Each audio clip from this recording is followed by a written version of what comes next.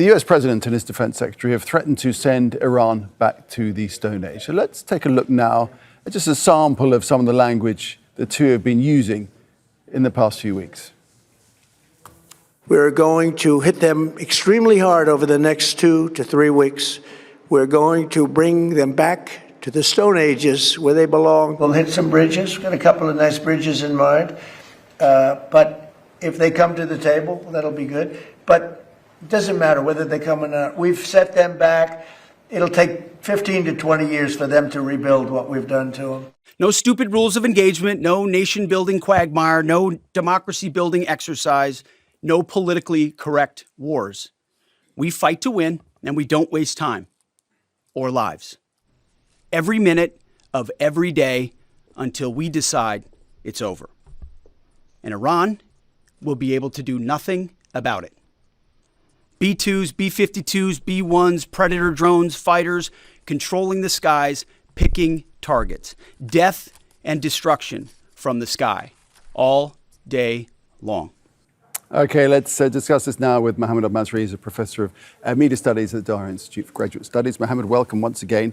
So amid all that posturing that we've been hearing over the last 5 or 6 weeks, and I have to say lack of clarity emanating out of the White House, we now add to the mix this removal of the Army Chief of Staff, gone in the 5th week of a major conflict.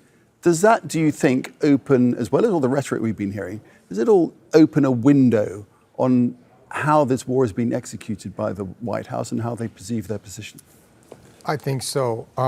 There's a lot of speculation on what is happening behind the scenes, but I'll offer my own educated speculation.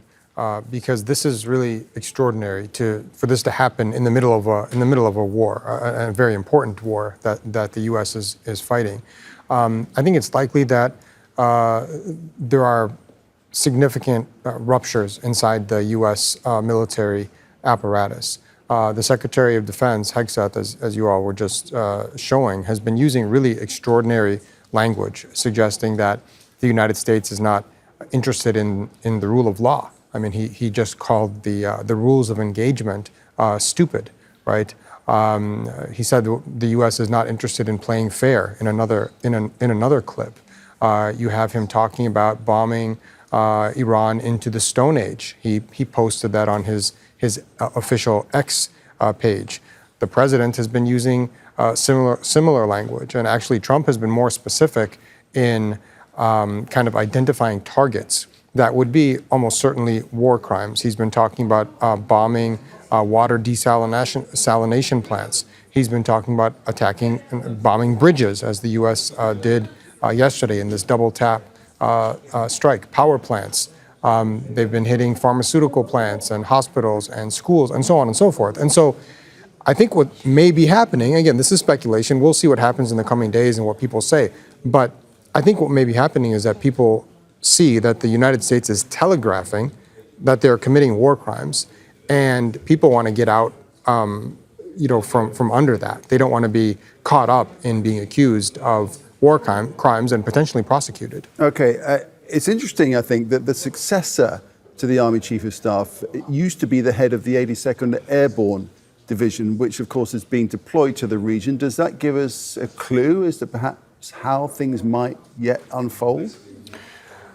Well, again, I think there are ruptures, there are disagreements, perhaps over the things that I just mentioned, but also over some of this posturing about a possible land invasion, right? The U.S. has been talking about possibly going into the coastline or taking over one of these Iranian islands. I think it would be very hard for me to imagine that there is not significant disagreement about this higher up, because this is something that would be very difficult, it would be fraught with all kinds of problems. An extremely difficult operation, to say the least. All right, Mohamad, we'll leave it there for the moment. More a bit later, but for the time being, thanks very much. Thanks.